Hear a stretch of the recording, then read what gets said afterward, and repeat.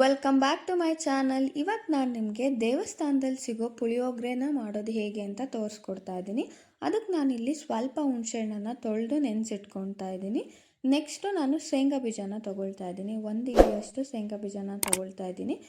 ನಾನಿವತ್ತು ತೋರಿಸ್ತಾ ಇರೋದು ಒಂದು ಟೈಮಿಗೆ ಆಗೋಷ್ಟು ಮಾಡ್ತಾ ಇರೋದು ಅಷ್ಟೇ, ಜಾಸ್ತಿ ಮಾಡ್ತಾ ಇಲ್ಲ.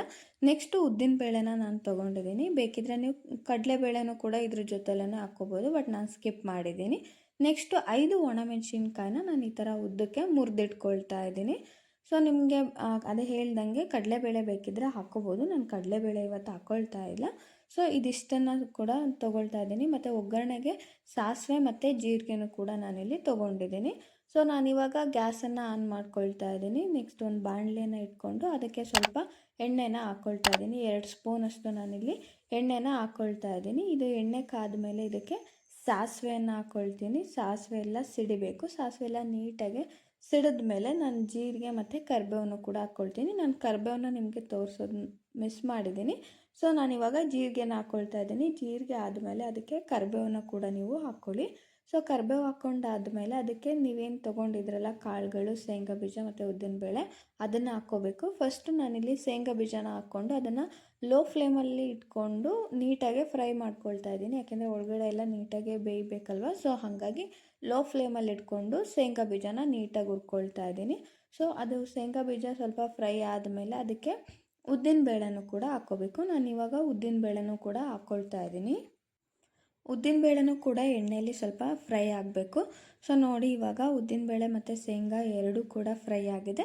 ಇವಾಗ ನಾನು ಒಣಮೆಣಸಿನ್ಕಾಯಿನ ಹಾಕ್ಕೊಳ್ತಾ ಇದ್ದೀನಿ. ಫಸ್ಟಿಗೆ ನಾನು ಹಾಕ್ಕೊಳ್ಳಿಲ್ಲ, ಯಾಕೆ ಅಂತಂದರೆ ಜಾಸ್ತಿ ಎಣ್ಣೆಲಿ ಕಾಯ್ತು ಅಂತಂದರೆ ಅದು ಒಣಮೆಣಸಿನ್ಕಾಯಿ ಎಲ್ಲ ಸುಟ್ಟೋದಂಗೆ ಆಗುತ್ತೆ. ಸೊ ಹಾಗಾಗಿ ನಾನು ಲಾಸ್ಟಲ್ಲಿ ಒಣಮೆಣಸಿನ್ಕಾಯಿನ ಹಾಕ್ಕೊಂಡು ಎಣ್ಣೆಯಲ್ಲಿ ಫ್ರೈ ಮಾಡ್ಕೊಳ್ತಾ ಇದ್ದೀನಿ.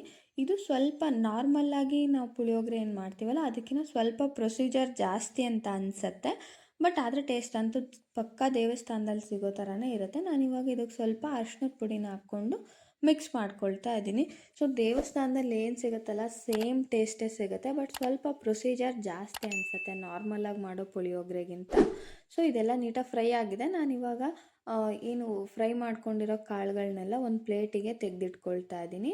ಇವಾಗ ನಾನು ಇದನ್ನೆಲ್ಲ ತೆಗೆದಿಟ್ಕೊಂಡಾದ್ಮೇಲೆ ಇದೇನು ಎಣ್ಣೆ ಇದೆ ಅಲ್ಲ, ಅದೇ ಎಣ್ಣೆಗೆ ನಾನು ಹುಣಸೆಹಣ್ಣನ್ನು ನೀಟಾಗಿ ಕಿವುಚ್ಬಿಟ್ಟು ಬರೀ ಅದು ರಸ ಅಷ್ಟನ್ನೇ ಹಾಕ್ಕೊಳ್ತಾ ಇದ್ದೀನಿ.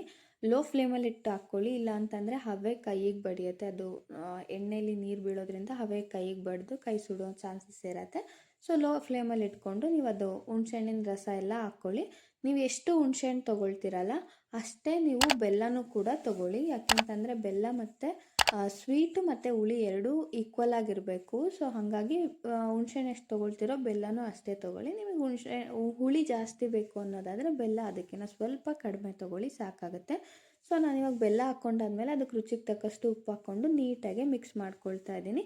ಇದನ್ನು ಎಲ್ಲಿವರೆಗೂ ಫ್ರೈ ಮಾಡ್ಕೋಬೇಕಪ್ಪ ಅಂತಂದರೆ ಹುಣಸೆಹಣ್ಣಿನ ರಸದಲ್ಲಿ ಏನು ನೀರಿತ್ತಲ್ಲ ಅದು ನೀರೆಲ್ಲ ಬತ್ತಿ ಈ ಥರ ಸೈಡಲ್ಲಿ ಎಣ್ಣೆ ಬಿಡಬೇಕು. ಆ ಥರ ಎಣ್ಣೆ ಬಿಟ್ಟಾದಮೇಲೆ ನೀವು ಪುಳಿಯೋಗರೆ ಪೌಡರನ್ನು ಹಾಕ್ಕೊಳ್ಳಿ. ನಾನು ಹೋಮ್ ಮೇಡ್ ಪುಳಿಯೋಗರೆ ಪೌಡರನ್ನು ಮಾಡ್ಕೊಂಡಿದ್ದೀನಿ. ನಾನು ಯಾವುದೇ ಥರ ಅಂಗಡಿಲಿ ತರೋದಿಲ್ಲ, ಮನೇಲೇ ಪುಳಿಯೋಗರೆ ಪೌಡರ್ ಮಾಡ್ಕೊಂಡಿದ್ದೀನಿ. ಸೊ ಅದನ್ನು 2 ಸ್ಪೂನ್ ಪುಳಿಯೋಗರೆ ಪೌಡರ್ನ ಹಾಕ್ಕೊಂಡು ನೀಟಾಗಿ ಮಿಕ್ಸ್ ಮಾಡ್ಕೊಳ್ತಾ ಇದ್ದೀನಿ. ಸೊ ಇದನ್ನು ಮಿಕ್ಸ್ ಮಾಡಿಕೊಂಡು ಒಂದು ನಿಮಿಷ ನೀವು ಅದನ್ನು ನೀಟಾಗಿ ಎಣ್ಣೆಲಿ ಹುರ್ಕೊಳ್ಳಿ. ಸೊ ಮನೇಲಿ ಮಾಡಿದ ಪುಳಿಯೋಗರೆ ಪೌಡರ್ ಅಂತೂ ತುಂಬಾ ಚೆನ್ನಾಗಿರುತ್ತೆ. ಅಂಗಡಿಲಿ ಮಾಡಿದ್ದಕ್ಕಿಂತ ಅಷ್ಟು ಫ್ರೆಶ್ ಅನ್ಸಲ್ಲ ಅಂಗಡಿದು, ಬಟ್ ಮನೆಯಲ್ಲಿ ಫ್ರೆಶ್ ಆಗಿ ಯಾವಾಗ ಬೇಕೋ ಆವಾಗ ಮಾಡ್ಕೋಬೋದು. ಸೊ ನಾನು ಒಂದು ಸರಿ ಮಾಡಿದ್ರೆ 4 to 5 ಮಂತ್ಸ್ವರೆಗೂ ಇಟ್ಕೊಳ್ತೀನಿ. ಸೊ ಇವಾಗ ನಾನು ಅದಕ್ಕೆ ಏನು ಮಾಡಿದ್ದೀನಿ, ಹುರಿದಿರೋಂಥ ಕಾಳುಗಳನ್ನೆಲ್ಲ ಹಾಕ್ಕೊಂಡು ಮತ್ತೆ ಒಂದು ಸರಿ ನೀಟಾಗಿ ಮಿಕ್ಸ್ ಮಾಡ್ಕೊಳ್ತಾ ಇದ್ದೀನಿ. ಸೊ ನಿಮಗೂ ಏನಾದರೂ ಪುಳಿಯೋಗರೆ ಪೌಡರ್ ಮಾಡೋದು ಹೇಗೆ, ಹೋಮ್ ಮೇಡ್ ಪುಳಿಯೋಗರೆ ಪೌಡರ್ ಮಾಡೋದು ಹೇಗೆ ಅಂತ ಬೇಕಿತ್ತು ಅಂತಂದರೆ ಕಮೆಂಟ್ ಮಾಡಿ ತಿಳಿಸಿ ನನಗೆ, ಪುಳಿಯೋಗರೆ ಪೌಡರ್ ಅಂತ. ನಾನು ನಿಮಗೆ ಆ ಪುಳಿಯೋಗರೆ ಪೌಡರ್ ಮಾಡೋ ವಿಡಿಯೋನೂ ಕೂಡ ನಾನು ನಿಮ್ಗೆ ಹಾಕ್ತೀನಿ. ಓಕೆ, ಇವಾಗ ಇದು ಪುಳಿಯೋಗರೆ ಗೊಜ್ಜು ರೆಡಿಯಾಗಿದೆ. ನೋಡ್ತಾ ಇದ್ದೀರಲ್ಲ ಎಷ್ಟು ಚೆನ್ನಾಗಿ ಬಂದಿದೆ. ಸೊ ಇವಾಗ ಇದಕ್ಕೆ ನಾವು ಅನ್ನ ಹಾಕ್ಕೊಂಡು ಮಿಕ್ಸ್ ಮಾಡ್ಕೊಳ್ಳೋಣ. ಸೊ ನಾನು ಅನ್ನ ಮುಂಚೆನೇ ಮಾಡಿಟ್ಕೊಂಡಿದ್ದೆ. ಸೊ ಇವಾಗ ಅದು ಅನ್ನನ ಹಾಕ್ಕೊಂಡು ನೀಟಾಗಿ ಮಿಕ್ಸ್ ಮಾಡ್ಕೊಳ್ತಾ ಇದ್ದೀನಿ. ಸೊ ಅದು ಅನ್ನ ಮತ್ತು ಗೊಜ್ಜು ಎರಡು ನೀಟಾಗಿ ಹೊಂದ್ಕೋಬೇಕು, ಆ ಥರ ನೀಟಾಗಿ ಮಿಕ್ಸ್ ಮಾಡ್ಕೊಳ್ಳಿ. ಬಟ್ ಪುಳಿಯೋಗರೆ ಪೌಡರ್ ಮನೇಲಿ ಮಾಡ್ಕೊಂಡಿರೋದ್ರಿಂದ ತುಂಬಾ ಟೇಸ್ಟಿಯಾಗಿರುತ್ತೆ.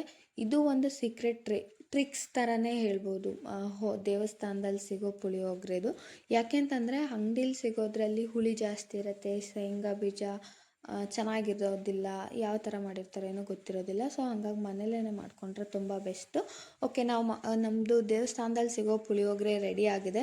ನೋಡ್ತಾ ಇದ್ದೀರಲ್ಲ ಎಷ್ಟು ಚೆನ್ನಾಗಿ ಕಾಣಿಸ್ತಾ ಇದೆ. ಸೇಮ್ ಆ್ಯಸ್ ಇಟ್ ಈಸ್ ದೇವಸ್ಥಾನದಲ್ಲಿ ಸಿಗೋ ಪುಳಿಯೋಗರೆ ಥರನೇ ಇರುತ್ತೆ. ನೀವು ಕೂಡ ಮನೇಲಿ ಒಂದ್ಸರಿ ಟ್ರೈ ಮಾಡಿ ನೋಡಿ ನನಗೆ ಕಮೆಂಟ್ ಮಾಡಿ ತಿಳಿಸಿ. Thank you for watching. ಇದೇ ರೀತಿಯಾಗಿ ಸಪೋರ್ಟ್ ಮಾಡ್ತಾಯಿರಿ.